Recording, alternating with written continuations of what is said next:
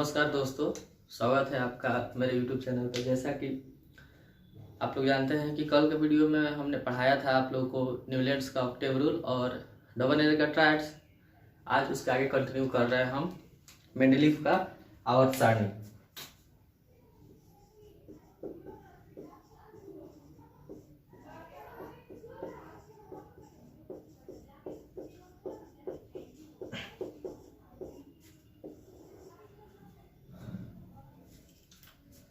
इसके पहले हम एक वीडियो बना चुके हैं जिसमें हम जो पीरियोडिक टेबल में डबल एरर का ट्रायड्स है और मेंडलीफ न्यूलैंड्स का ऑक्टेव रूल है उसको पढ़ा चुके हैं। अगर आप वो वीडियो नहीं देखा है तो चैनल को खोल के उस पर वो वीडियो है उसको पहले देखिए, फिर इसको देखिए। वो दो वैज्ञानिक क्या किए थे, अपना मतलब रूल दिया, वो फेल हो गया था, रीजन भी बताया था क्यों फेल हो गया था। उसके आगे आया मेंडलीफ, इनको मौका मिला, इन्होंने अपना आवर्त सारणी दिया। देखिए इनके देने से पहले ना हम कल बताया था कल के वीडियो में कि ये इनके पहले मतलब पहले तो डबल एरर फिर न्यूलैंड्स, उसके पहले एक साइंटिस्ट थे लॉथर मेयर, इन्होंने लॉथर मेयर कर्व दिया। लॉथर मेयर कर्व ये कहता है, इन्होंने एक्चुअली देखिए क्या कहा था, ये कोई रूल नहीं बनाया था, मतलब पीरियोडिक टेबल को मतलब क्लासिफाई नहीं किए थे, वर्गीकरण भी नहीं किए थे, लेकिन इनके ये कर्व की वजह से ना मेंडलीफ का आवर्त सारणी बना। मतलब उनका मेन अगर किसी का योगदान है तो इन्हीं का है। जैसे समझिए आप इस चीज को, जो लॉथर मेयर थे ना, इन्होंने सोचा कि आप जानते हैं कि जो मास होता है यानी द्रव्यमान, ये समानुपाती होता है किसके, ऐसे जो वॉल्यूम है ये समानुपाती होता है मास के, यानी कन्फर्म है मास बढ़ाएंगे तो वॉल्यूम बढ़ेगा या वॉल्यूम बढ़ाएंगे तो मास बढ़ेगा। सही है। जैसे इसको ऐसे लिखिए, वॉल्यूम, ये जितने भी पदार्थ है ना उस सब के लिए क्या होता है, सत्य है कि अगर आप किसी चीज का मास बढ़ा रहे हैं तो उसका क्या होगा, वॉल्यूम इंकरेज कर जाएगा, मतलब समानुपाती होता है। मास बढ़ाने से वॉल्यूम बढ़ता है। कोई भी मैटर है, जनरली देखिए आदमी अगर ज्यादा खाएगा तो उसका वेट बढ़ेगा, वेट बढ़ेगा तो वॉल्यूम बढ़ेगा, यानी शरीर मोटा हो जाएगा। वॉल्यूम मतलब कितना जगह कोई चीज छेक रहा है। तो ये कोई भी नॉर्मल पदार्थ के लिए बात क्या है, सत्य है। लॉथर मेयर थे ना, वो यही देखना चाह रहे थे कि क्या ये बात जो एटम है, एलिमेंट के एटम, उनके लिए सत्य होता है कि नहीं। उन्होंने कुछ रिसर्च किया, क्यों किया इसका कोई ये नहीं किया, तो वो देखे थे, क्या देखे थे, सोचिए कि जो मास होता है ना, मास, ये तो अगर मास इंक्रीज कर रहे हैं एटम का तो वॉल्यूम इंक्रीज करता है, लेकिन पीरियोडिकली करता है। अब ये इस वर्ड का मतलब क्या हुआ, पीरियोडिकली, मतलब अगर आप मास बढ़ा रहे हैं तो वॉल्यूम बढ़ेगा लेकिन पीरियोडिकली बढ़ेगा। पीरियोडिकली का मतलब जैसे मान लीजिए आप मास बढ़ाए किसी चीज का, और हम ग्राफ ड्रॉ करना चाहें, ये मान लीजिए इस पर मास है, हमने यहाँ मास रखा, इस वॉल्यूम रखा। मास बढ़ा मतलब मास जैसे बढ़ाए तो ग्राफ ऐसे बढ़ते बढ़ते वॉल्यूम बढ़ेगा, फिर एकाएक से डाउन हो जाएगा, फिर मास बढ़ते बढ़ते बढ़ेगा, फिर वॉल्यूम फिर एकाएक से डाउन होगा। मतलब मास बढ़ाने से वॉल्यूम तो बढ़ता है लेकिन कुछ हद तक बढ़ेगा, फिर उसके बाद से क्या होता है, मतलब डाउन हो जाता है। फिर उसके बाद से मास बढ़ेगा तो बढ़ेगा बढ़ेगा वॉल्यूम, लेकिन फिर उसके बाद से क्या होगा, वॉल्यूम डाउन होगा, यानी पीरियोडिकली चेंज होता है। पीरियोडिकली का मतलब होता है, जैसे देखिए, जैसे मान लीजिए आज संडे है तो हमें पता है कि हर एक मतलब 6 दिन के बाद फिर संडे आएगा, यानी ये पीरियड में है ना। उसी तरह ये है, मास आप बढ़ाइएगा तो वॉल्यूम तो बढ़ेगा ही, लेकिन पीरियडिकली बढ़ता है, मतलब बढ़ता बढ़ता मास मतलब वॉल्यूम जाएगा, फिर एक घट जाएगा वॉल्यूम, लेकिन मास बढ़ ही रहा है। ऐसे ही तो ये मतलब लॉथर में दे दिए थे, बता दिए थे कि जो मास और वॉल्यूम में, ये बताया था कि जो आपका वॉल्यूम है ना, मास बढ़ाने से पीरियडिकली बढ़ता है, यानी एकाएक बढ़ेगा, बढ़ते बढ़ते जाएगा, फिर ग्राफ उसका डाउन होगा। इसी का यूज करके मदद लेकर जो आपके मेंडलीफ साहब है ना, अपना मतलब पीरियोडिक टेबल आवर्त सारणी है वो बनाया, यही देखकर। मतलब इनका अगर कहा तो बहुत ज्यादा योगदान था। वैसे देखा जाए तो हर एक साइंटिस्ट जो है एक दूसरे का थोड़ा थोड़ा नकल करके आगे ये मतलब रिसर्च करते गए। देखिए ये क्या कहते हैं, ये बोले थे ना अपने नियम में, कुछ ये रूल है, properties of any element is periodic function of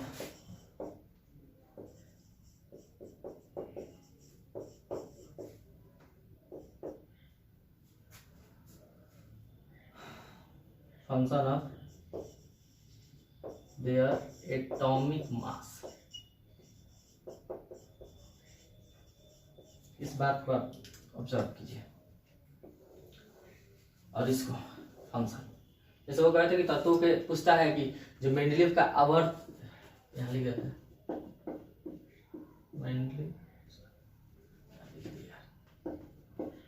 Mendeleev के आवर्त नियम, मतलब मेंडलीव ने एक अपने आवर्त जो टेबल बनाया था, पीरियोडिक टेबल, उसका एक रूल दिया कि हम इस रूल पे बनाएंगे तत्वों के रासायनिक तथा भौतिक गुण जो होते हैं ना, उनके परमाणु दरम्यान के आवर्त फलन होते हैं।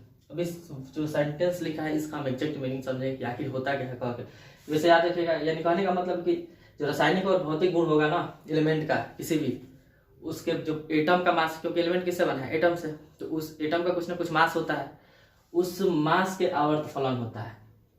जैसे इस बात को भी समझाने से पहले हम थोड़ा सा ये क्यों कहें तो उस चीज को ये लिखते हैं, chemical and physical properties of any element is periodic function of their atomic mass. समझिए, सीधा सीधी ये समझिए कि वो कहे थे ना कि जो रासायनिक और भौतिक गुण है ना, वो डिपेंड करता है एटॉमिक मास पे, यानी मास पे ही डिपेंड करता है। जैसे देखिए, अभी आपको हम बताया कि जो लॉथर मेयर थे वो एक बात कह के चले गए थे क्या, कि जो तुम्हारा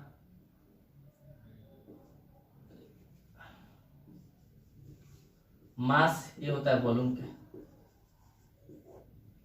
पर से देखिए एटॉमिक, ये मतलब ये क्या होता है द्रव्यमान। जैसे कोई भी एटम है, मान लीजिए इसके बीच में क्या है, न्यूक्लियस है, न्यूक्लियस में पता है कि प्रोटॉन और न्यूट्रॉन रहते हैं, इस पर प्लस चार्ज होता है, इस पर कोई चार्ज नहीं। इलेक्ट्रॉन इसके बाहर क्या होते हैं, मतलब बाहर के सेल में इलेक्ट्रॉन चक्कर लगाते रहते हैं, और जो न्यूक्लियस से आउटर मोस्ट सेल है, मतलब सबसे बाहर वाला सेल, ये सब पढ़ाएंगे जब एटम और मॉलिक्यूल पढ़ाएंगे तो उसमें सब पढ़ाएंगे कि किसमें किस सेल में किसकी एनर्जी क्या है, किसमें कितने एलिमेंट रहते हैं, सब कुछ पढ़ाएंगे। लेकिन अभी थोड़ा सा बता दे रहे हैं कि जो न्यूक्लियस और आउटर मोस्ट सेल के बीच का जो डिस्टेंस नहीं कहलाता है रेडियस, यानी रेडियस ज्यादा होगा तो कंफर्म एटम का साइज बढ़ जाएगा, एटम का साइज बढ़ जाएगा तो उसका मास बढ़ जाएगा। देखिए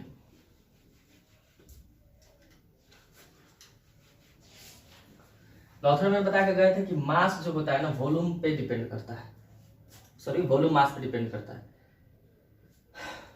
यानी वॉल्यूम अगर बढ़ रहा है तो मास भी बढ़ेगा। मास यानी द्रव्यमान,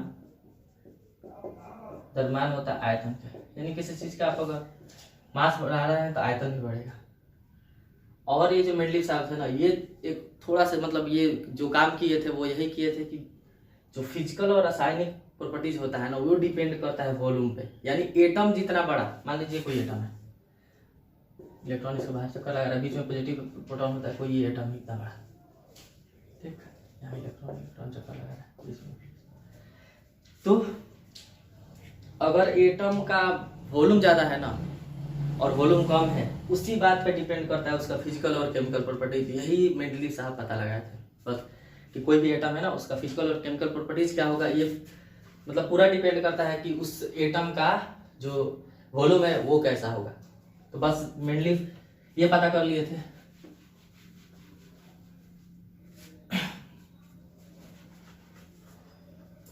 मेंडलीव क्या पता कर लिए थे, ये बताते हैं।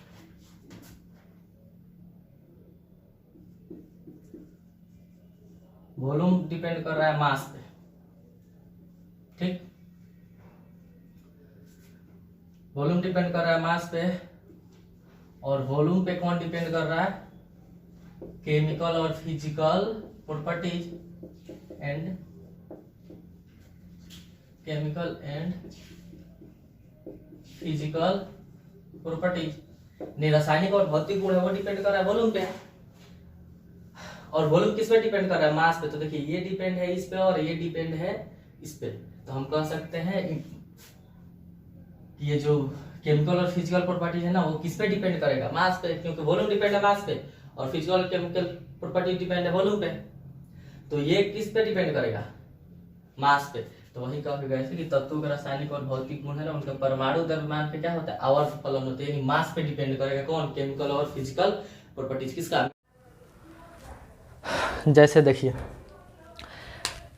मास जो वॉल्यूम है किस पे डिपेंड करता है, मास पे, ठीक है। और जो फिजिकल और केमिकल प्रॉपर्टीज है ना वो डिपेंड करता है वॉल्यूम पे। बस यही बात मेंडलीफ साहब ने पता लगा लिया और उससे वो क्या दे दिया, अपना मेंडलीफ का जो आवर्त सारणी का नियम है वो बना दिया कि तत्वों के भौतिक तथा रासायनिक गुणधर्म जो होते हैं ना उसके परमाणु द्रव्यमान के आवर्त फलन होते हैं। अब इस बात को थोड़ा समझना है कि आवर्त फलन क्या होते हैं, समझिए इस बात को, ठीक है। देखिए इतना तो समझ में आएगा कि वॉल्यूम इस पे, इसीलिए वो कहे कि फिजिकल और केमिकल प्रॉपर्टी किस पे डिपेंड करता है, मास पे, द्रव्यमान पे।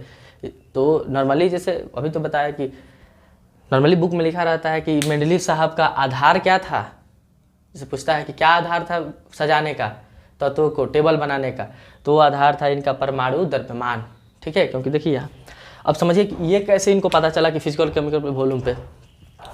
ये फिजिकल और केमिकल प्रॉपर्टीज पता करने के लिए ना दो एलिमेंट, दो तत्वों का यूज किए थे जिसका नाम है हाइड्रोजन तथा ऑक्सीजन का उपयोग तत्वों के गुणधर्म पता करने में किए थे।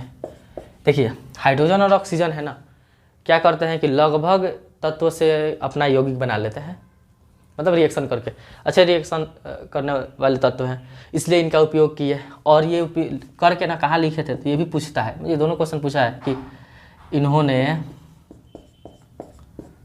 ताश के पत्तों का उपयोग, ताश के पत्तों का उपयोग रासायनिक तथा भौतिक गुण पता करने में किया। मतलब क्या किया था समझिए, पूछा है कि जो इन्होंने मान लीजिए स्टडी करते गए, लिखते गए कि ये एलिमेंट इसके साथ रिएक्शन करके ये बनाता है, इसका कैरेक्टर ये है, उसमें वो ताश के पत्ता पे लिखे थे कार्ड पे। तो ये पूछा है क्वेश्चन रेलवे में आपके कि ये भी पूछा है कि किस तत्व का यूज किए थे, तो हाइड्रोजन और ऑक्सीजन का याद रखिएगा। ये चीज़ें समझ में आया। अब इस बात को समझाते हैं कि आवर्त फलन ये जो लिखे हैं इसका मतलब क्या हुआ।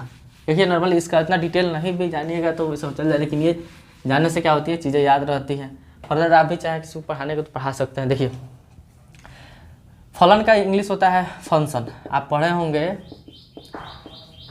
12th में कि फंक्शन पढ़ना है मैथ में। तो फंक्शन का मतलब देखिए क्या, फंक्शन का मतलब होता है चेंज, मतलब चेंजिंग।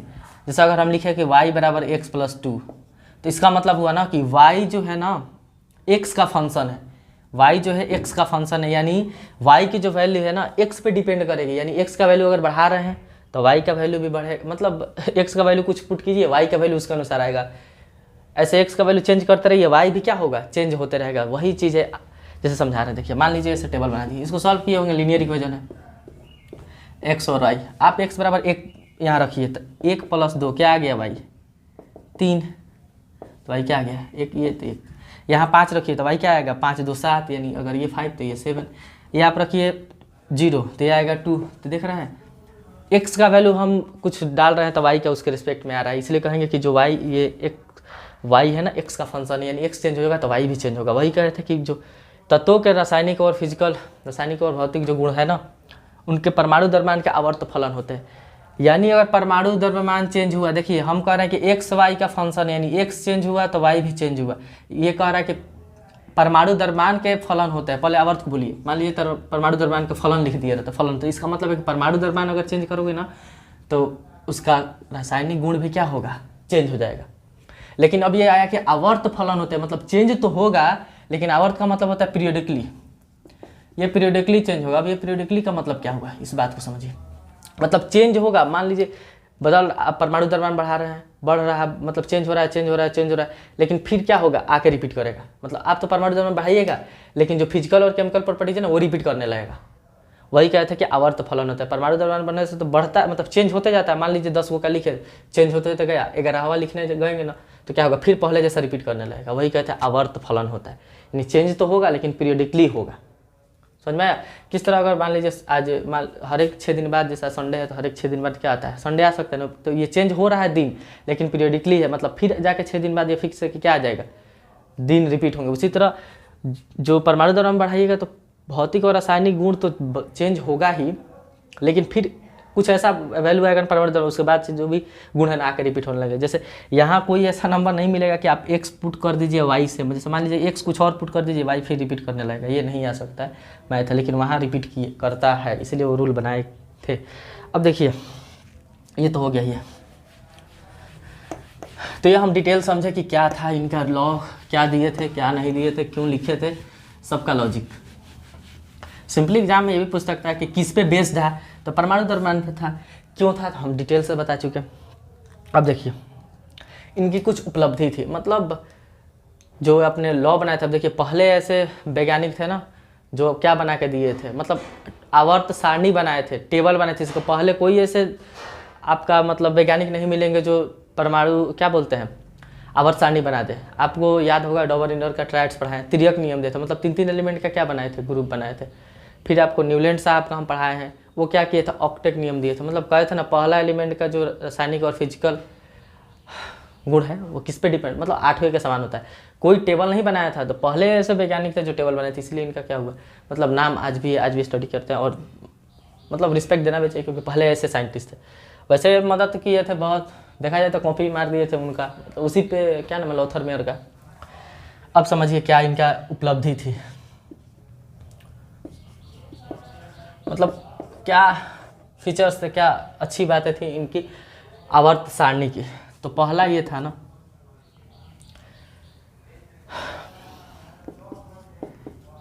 ज्ञात सभी तत्वों 63 को पता था सजाए, समझिए 63 को सबको सजा दी। और ये पहले साइंटिस्ट थे, पहले वैज्ञानिक कहाँ के थे, ये रूस के पहले वैज्ञानिक जिन्होंने आवर्त सारणी दी है। मतलब ये पहले वैज्ञानिक थे जो कि क्या दिए, आवर्त सारणी टेबल के फॉर्म में बनाकर दिए थे। तो ये भी पूछा हुआ क्वेश्चन से, जो भी हम लिखवा रहे हैं ना, मतलब या तो पूछा हुआ या पूछेगा, गारंटी आप देखिएगा उठाकर प्रीवियस ईयर। पहले से वैज्ञानिक थे जिन्होंने आवर्त सारणी दिया। अब क्या लिखे हैं देखिए, एक काम ये और अच्छा किए थे ना इन, जब ये सजा रहे थे, क्योंकि ये तो बेस मान लिए थे परमाणु द्रव्यमान को। वैसे आगे चल के आपको पता चलेगा कि यही रीजन था इनके फेल हो, मतलब परमाणु जो ये रूल बनाया था फेल होने का, परमाणु द्रव्यमान ही। आगे बताएंगे कि मोसले साहब क्या थोड़ा सा एडवांस सोचे थे इनसे। इनको पता था ना, इनको शक हुआ कि मान लीजिए एटम का नंबर उस समय ज्ञात किए थे बहुत सारे पहले के साइंटिस्ट, हो सकता है गलत हो, क्योंकि अगर वो गलत कैलकुलेट हुआ तो फिर ये गलत सजा देंगे, क्योंकि उसी को आधार माने हैं। समझ रहे हैं ना? तो देखिए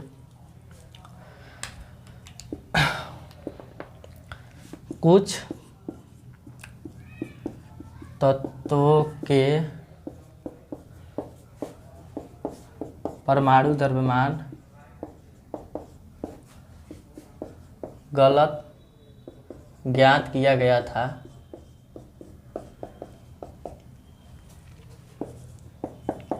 जिसको इन्होंने सही किया। देखिए ये मतलब खुद का लैंग्वेज है, थोड़ा सा इधर हो सकता है, बात सेम है, ठीक है, किताबी लैंग्वेज है।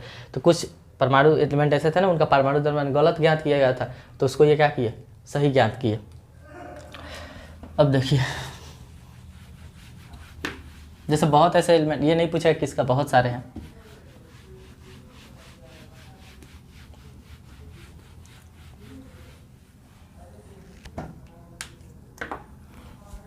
ये तो आवर्त सारणी दे दिए थे। अब थोड़ा सा हम जान लें कि मान लीजिए आवर्त सारणी देंगे तो ऐसे जो हॉरिजॉन्टल होता है 6 3 1 2 3 4 5 6 7 8, तो ये ना 8 दिए थे वर्ग। देखिए जो भी ये ऊर्ध्वाधर रेखा है ना, इसको कहते हैं वर्ग।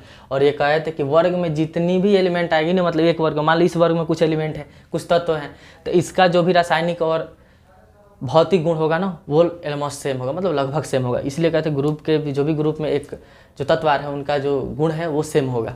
तो ये संख्या कितनी थी, मान लीजिए ग्रुप बना दिए थे, आवर्त भी बनाए थे, इस तरह मतलब क्या बोलते हैं आवर्त बोलते हैं। तो कितना ग्रुप बनाए थे, कितना आवर्त बनाए थे, ये एग्जाम में पूछता है, तो समझिए इस बात को।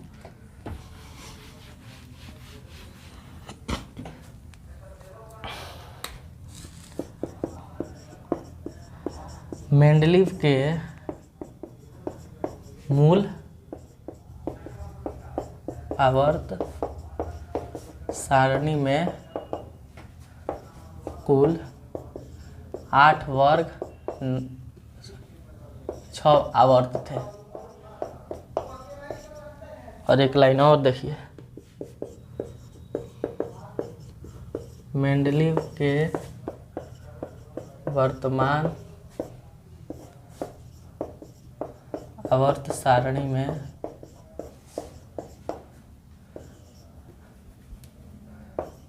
9 वर्ग 6 आवर्त। अब ये डिफरेंस देखिए, किसी किताब में ये लिखा रहता है, किसी किताब में ये लिखा रहता, लगता है कि गलत है। एग्जाम में जो पूछा है ना आपके रेलवे के एग्जाम में, वो दोनों क्वेश्चन पूछा है। एक पूछा था कि मेंडलीव के मूल आवर्त में, इस बात को समझिए, यहाँ लिखा है मूल आवर्त में। मूल मतलब होता है जो बेस है, मतलब ओरिजिनल है। तो ओरिजिनल वाला में ना 8 ही वर्ग दिए थे और 6 आवर्त दिए थे। लेकिन वर्तमान में ना वर्ग 9 हो गया, आवर्त 6 हो गए। अब बात है कि ये एक वर्ग बढ़ा कैसे। तो देखिए, आप आगे हम बताएंगे कि उनका ना प्रेडिक्शन बहुत, मतलब वो बहुत दूर के सोचने वाले थे। इसके जैसे न्यूलैंड जैसे नहीं थे।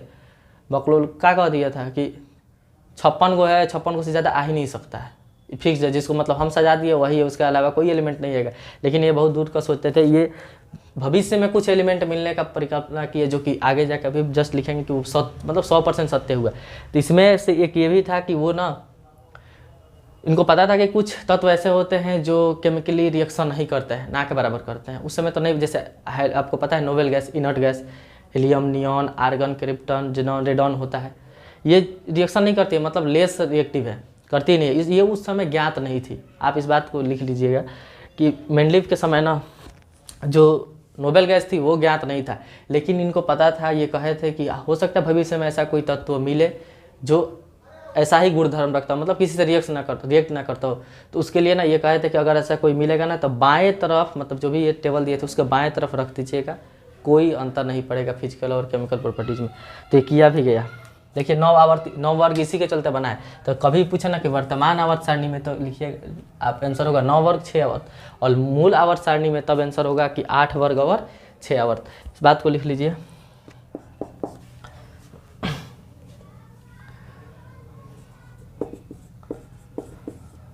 मेंडलीव के समय नोबेल गैस, जिसको इनर्ट गैस भी बोलते हैं, निष्क्रिय गैस भी बोलते हैं, नोबेल गैस नहीं खोजा गया था। ठीक, बाद में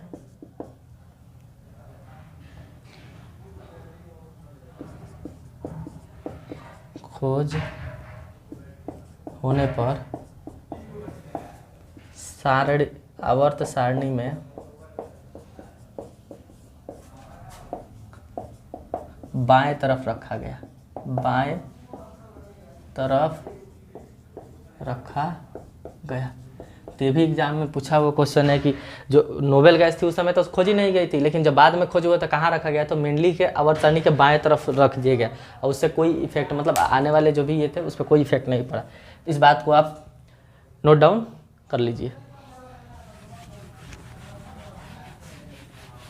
ये सब अभी क्या लिखवा रहे हैं, ये सब है मेंडलीव के आवर्त सारणी का उपलब्धि। अब देखिए, जैसे ये क्या कहते हैं नोबेल गैस के लिए, जो अभी हम आपको बताया कि ये कुछ भविष्य में नहीं, मतलब मिलने वाले तत्वों का भी परिकल्पना किए थे, जो कि 100% सत्य हुआ। मतलब जो जगह छोड़े थे ना बाबा वाला काम, बुझ गए थे कि यहाँ कोई ना एक ऐसा एलिमेंट आएगा। जैसे देखिए,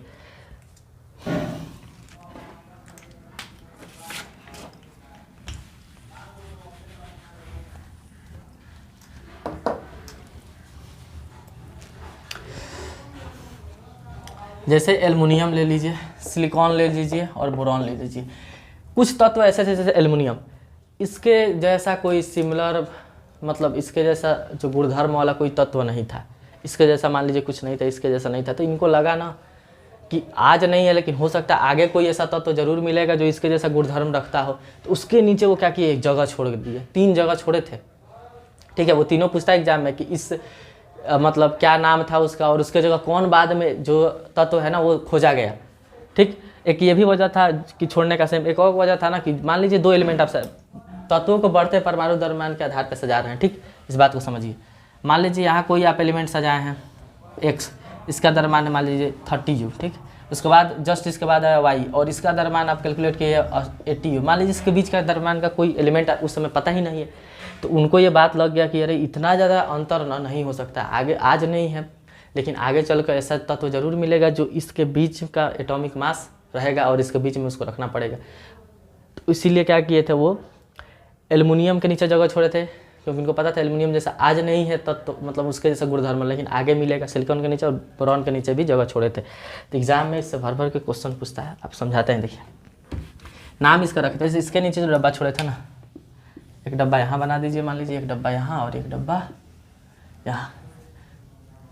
जितनी चीज़ हम पढ़ा रहे हैं वो 100% रिलेवेंट है, एग्जाम में पूछा हुआ है, ऐसा कुछ नहीं कि कुछ इधर उधर की। तो एल्युमिनियम के नीचे इसका नाम रखे थे इक्का एल्युमिनियम,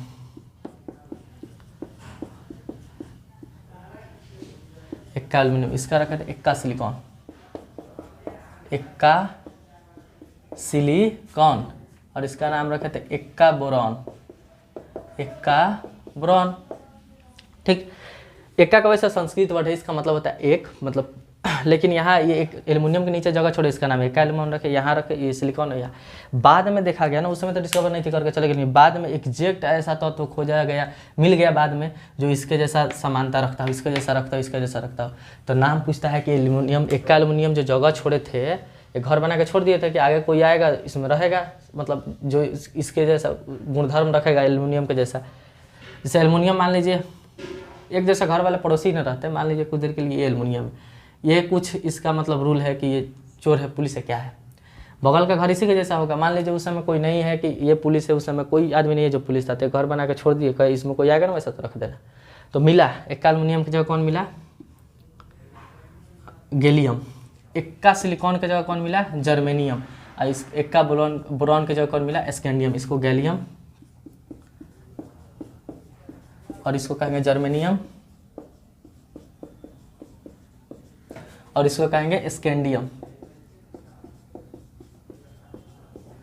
तो ये एलिमेंट डिस्कवर हो गए बाद में जो कि सेम प्रॉपर्टीज रखते थे, इसलिए। और एग्जाम में से भर भर के, मतलब कितना बार ये रिपीट क्वेश्चन पूछा है आपके एग्जाम में कि एक एल्युमिनियम की जगह बाद में कौन तत्व जो था डिस्कवर हुआ, एक सिलिकॉन की जगह कौन हुआ, एक बोरॉन की जगह कौन डिस्कवर हुआ। तो इसको आप याद कर लीजिएगा हर हाल में, ठीक है। तो ये कुछ क्या थे, उपलब्धि थी मेंडलीफ के आवर्त सारणी का, मतलब कुछ जो सही सही काम किए थे वो ये थे। अब देखिए, अब लिख लें कुछ इनके ड्रॉबैक्स, मतलब कुछ अवगुण इनके पीरियोडिक टेबल के। क्या क्या अवगुण थे, गलती तो इन्हें भी किए, बहुत किए थे। देखिए आगे चल के तो इनका पीरियोडिक टेबल खारिज ही कर दिया गया। पहला क्या था ना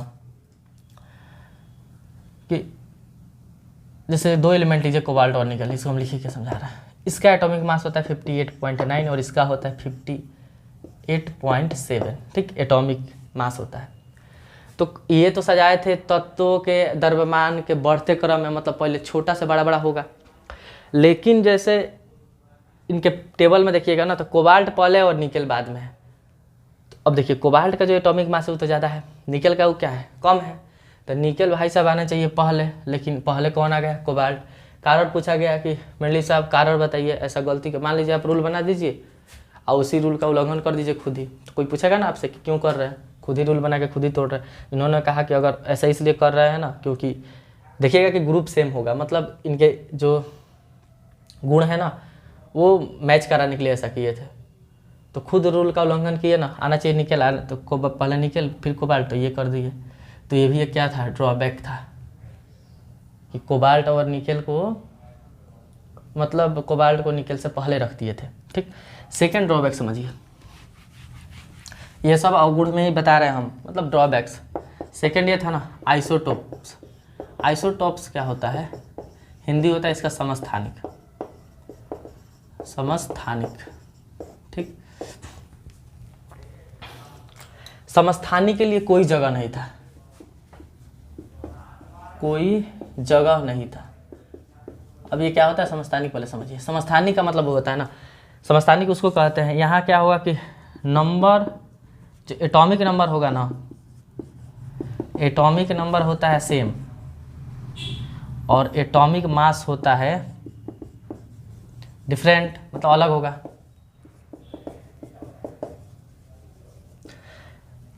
परमाणु संख्या क्या होगा, सेम होगा। अब परमाणु द्रव्यमान क्या होगा, इतना हिंदी इंग्लिश तो आपको भी आता होगा। परमाणु द्रव्यमान संख्या के द्रव्यमान डिफरेंट होगा, यानी एक ही तत्व के, तत्व एक क्यों हो गया, क्योंकि एटॉमिक नंबर सेम है। मान लीजिए हाइड्रोजन की बात करें, हाइड्रोजन का ये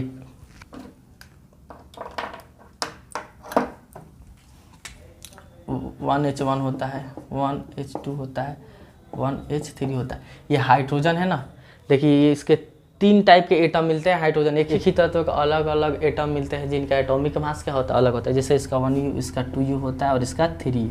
तो बताइए इसका एटॉमिक मास अलग है, भले ही तत्व सेम है लेकिन एटॉमिक मास अलग है।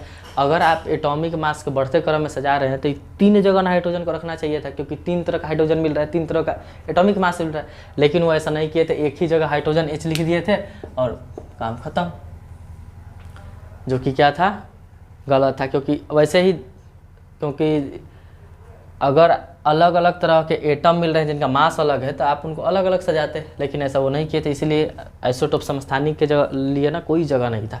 और समस्थानिक कहते हैं किसे, परमाणु संख्या क्या होता है, सेम होगा, एटॉमिक मास डिफरेंट होता है। और एटॉमिक मास निकालते कैसे हैं, जब हम पढ़ाएंगे ना एटम और मॉलिक्यूल, उसको पूरा डिटेल के साथ पढ़ाएंगे कि जो आइसोटोप्स होते हैं, आइसोटोन्स क्या होते हैं, किसका क्या प्रॉपर्टी सेम होता है, आइसो इलेक्ट्रॉनिक होता है, सब पढ़ाएंगे। एटॉमिक मास निकालने का जान लीजिए थोड़ा सा, क्या होता है P+, यानी प्रोटॉन और न्यूट्रॉन के जो मास को उसको ऐड कर दीजिएगा ना तो क्या निकल जाएगा, एटॉमिक मास निकल जाएगा। तो एक ही बहुत ऐसे मतलब आपको तत्व मिलेंगे ना, जो कि तत्व तो एक ही हैं। जैसे देखिए क्लोरीन का ही ले लीजिए, क्लोरीन 35 भी होता है, क्लोरीन 37 भी होता है, तो इसको जगह दिए, इसको नहीं दिए। सबसे इम्पोर्टेंट ये कार्बन 12 भी होता है, कार्बन 14 भी होता है, इसको जगह दिए, इसको नहीं दिए। दोनों चाहिए, 2 जगह कार्बन रखना चाहिए ना, क्योंकि दोनों का मास अलग है और बढ़ रहा है, तो ऐसा वो नहीं किए थे। ऑक्सीजन का भी ले लीजिए, ऑक्सीजन 16 होता है, 18 भी होता है, तो इसका जगह दिए थे, इसका नहीं दिए थे। तो ऐसे वो कोई आइसोटोप्स के लिए कोई जगह नहीं था, यानी समस्थानिक के लिए उनके पीरियोडिक टेबल में कोई जगह नहीं था। ये एक ड्रॉबैक हो गया। अब कुछ एक गलती वो किए थे ना, बता रहे, मतलब वो कहे थे कि जो भी ग्रुप है ना, ग्रुप के जो ग्रुप में सभी तत्व आ रहे हैं उनका जो गुणधर्म है वो सेम होगा, लेकिन रखे गलती थे। जैसे हैलोजन ग्रुप में, हैलोजन ग्रुप यानी हैलोजन ग्रुप यानी जिसमें ये आपका फ्लोरीन, क्लोरीन, ब्रोमीन, आयोडीन, एसिटाइन भी होता है, ये सब आए, इसके साथ मैग्नीज को रखे थे, मैग्नीज को रख दिए थे, जो कि गलत है, रख दिए थे। एग्जाम में पूछ सकता है कि हैलोजन के साथ किसको रखा था, मैग्नीज को। ये एक मेटल है, नॉन मेटल है, दोनों का तो डिफरेंस मतलब जो केमिकल और फिजिकल प्रॉपर्टीज अलग होता है।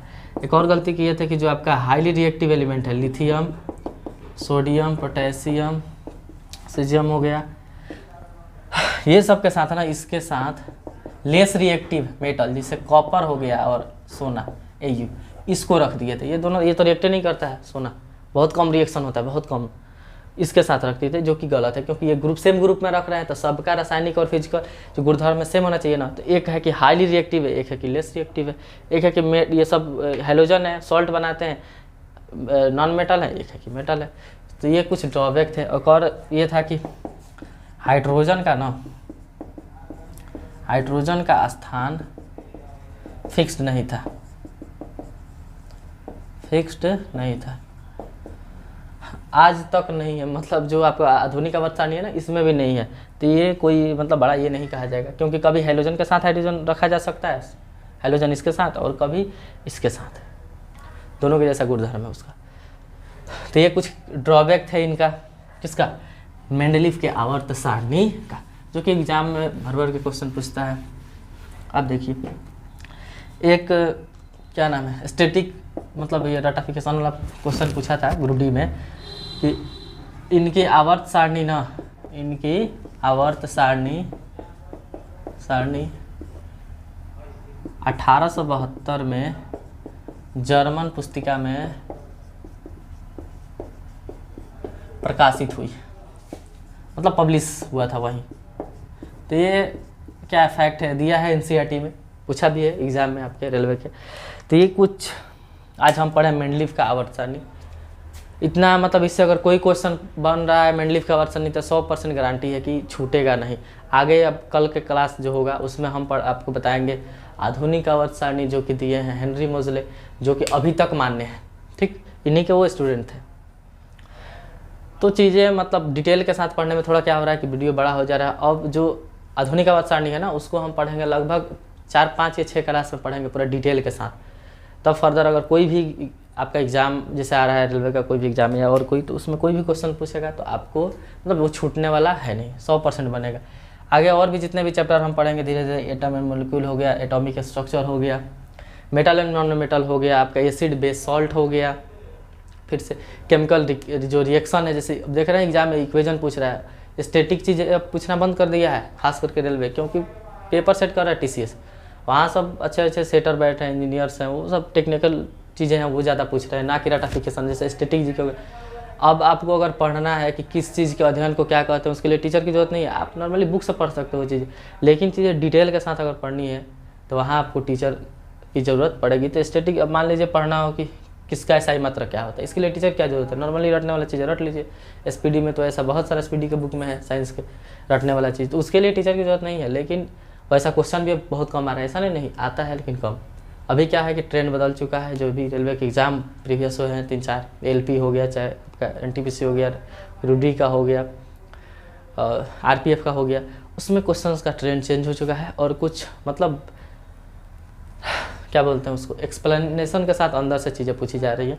तो आगे अगर आपको वीडियो अच्छा लग रहा है तो हमारे चैनल को सब्सक्राइब कीजिए, वीडियो को लाइक कीजिए और शेयर कीजिए।